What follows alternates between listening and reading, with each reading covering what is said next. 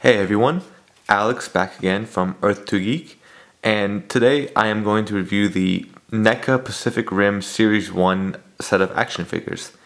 I did start my video reviews a little bit late, so I started with the Series 2 Pacific Rim figures, so now we're going to kind of backtrack and go back with the Series 1. I actually did pick up all of these in a grand prize set from Legendary, so I was very fortunate to obtain all these at once, because these, by the time I got started collecting these figures, they were all hard to find, going on Craigslist and eBay for $30, $35, $40 and up, and luckily I was able to snag up all of these. So this will be a quick short review. It won't be as long as Series 2, just to give an overview of the figures. Definitely not as much to cover, because I'm sure most of you have already seen the reviews, the photos, and probably have these figures already.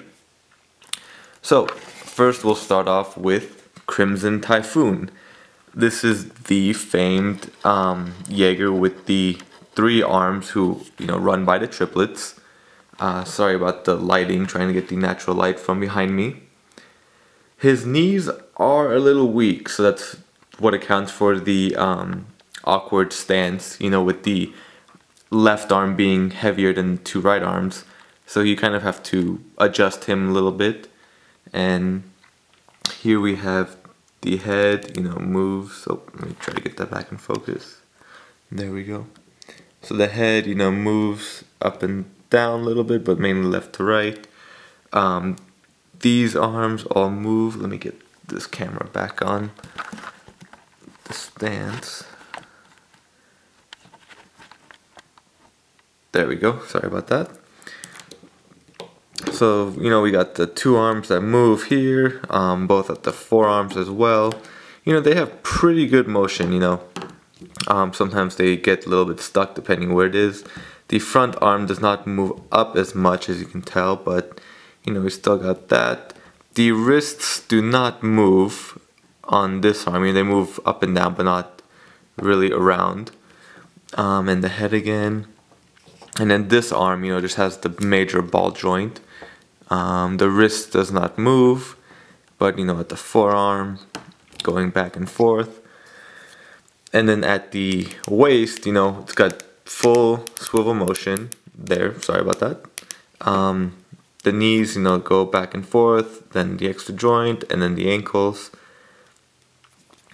And here's just a shot of the back, so you get a view of it.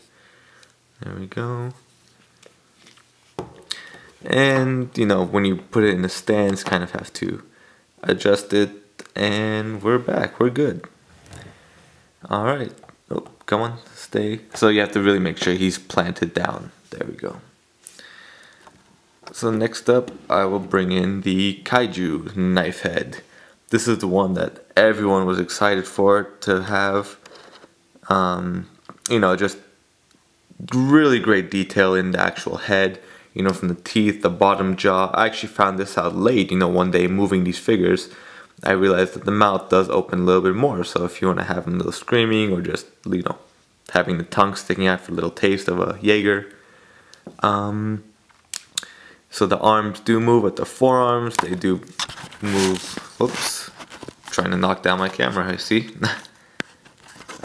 Sorry, I am doing this a little bit rushed, just because I want to get other reviews in. So, there we go. These arms do not seem to move, unless they do, and mine are just really stuck, but they don't. Here, the head does not move, the arms do move again, and at the legs, they do move, but this one is pretty difficult to stand due to the tail, which is just like rubber, so it, it's flexible but doesn't actually have a articulation. So making it stand can sometimes be difficult depending on your position, and due to his posture, you can't really have him up and full blown against the Jaeger. So I'll move him off to the side. And last but not least, we have the original Gypsy Danger, the not battle damage Series 1. Basically, he is the same as Series 2. The only difference is, with this is pretty much the newer paint. No weathering or battle damage, no chain swords, basically the same. We got the arms, the forearms, the wrists. The wrists are in a clenched or fist position, so can't really open them up. Got the waist moving back and forth. The legs, they do move a little bit in and out to help with posing. You got the knees. And this is actually one that I noticed in my review for Series 2. I was not sure about this heel joint, but they both, Series 1 and 2, have this heel joint along with the feet. You can kind of move them around. These do not move, but here are the close-ups in the back. There we go. And so there we have Series 1. So like I said, just a quick review. Sorry if it was a little bit rushed, a little bit unorganized, but trying to get this review out of the way because I'm sure most of you have already seen Series 1. So thanks again, and stick around for my next review.